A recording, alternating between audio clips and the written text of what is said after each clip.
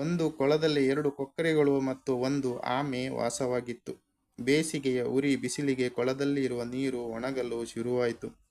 ಕೊಕ್ಕರೆ ಮತ್ತು ಆಮೆ ಮಳೆ ಬರಬಹುದೆಂದು ಅಂದುಕೊಂಡಿದ್ದವು, ಆದರೆ ಮಳೆ ಬರಲಿಲ್ಲ. ಕೊಕ್ಕರೆಗಳು ಆಲೋಚಿಸಿದವು, ಇಲ್ಲಿಯೇ ಇದ್ದರೆ ನಾವು ನೀರಿಲ್ಲದೆ ಸಾಯುತ್ತೇವೆ. ಬೇರೆ ಕೊಳ ಹುಡುಕಿಕೊಳ್ಳಬೇಕು ಅಂದುಕೊಂಡವು. ಈ ವಿಚಾರವನ್ನು ಕೊಕ್ಕರೆಗಳು ಆಮೆ ಬಳಿ ಹೇಳಿದವು ಮತ್ತು ನೀನು ಬರುವೆಯಾ ಎಂದು ಕೇಳಿದವು.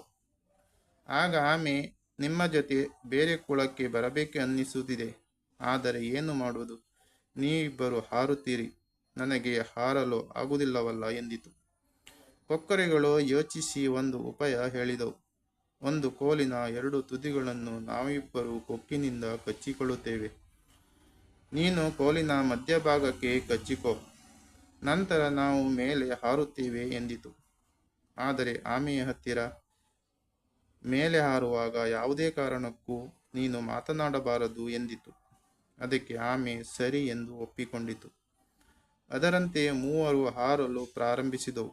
ಸ್ವಲ್ಪ ದೂರ ಹಾರಿ ಒಂದು ದೊಡ್ಡ ಕಲ್ಲುಬಂಡೆಯ ಹತ್ತಿರ ಹಾದು ಹೋಗುತ್ತಿರುವಾಗ ಆಮೆಯು ತಾನು ಮೇಲೆ ಹಾರುತ್ತಿರುವ ಖುಷಿಯಲ್ಲಿ ತಾನು ಎಷ್ಟು ಮೇಲೆ ಹಾರುತ್ತಿರುವೆನಲ್ಲ ಎಂದು ಕೊಕ್ಕರೆಗೆ ಹೇಳಲು ತನ್ನ ಬಾಯಿಯನ್ನು ಕಚ್ಚಿದ ಕೋಲಿನಿಂದ ಬಿಟ್ಟಿತು ಮತ್ತು ಕೆಳಗಿರುವ ಕಲ್ಲುಬಂಡೆಯ ಮೇಲೆ ಬಿದ್ದು ತನ್ನ ಪ್ರಾಣವನ್ನು ಕಳೆದುಕೊಂಡಿತು. ನೀತಿ: ಯಾವುದೇ ಕಾರ್ಯ ಮಾಡುವಾಗ ಸಮಯ ಪ್ರಜ್ಞೆ ಮತ್ತು ಮನಸ್ಸಿನ ನಿಯಂತ್ರಣ ಇರಬೇಕು.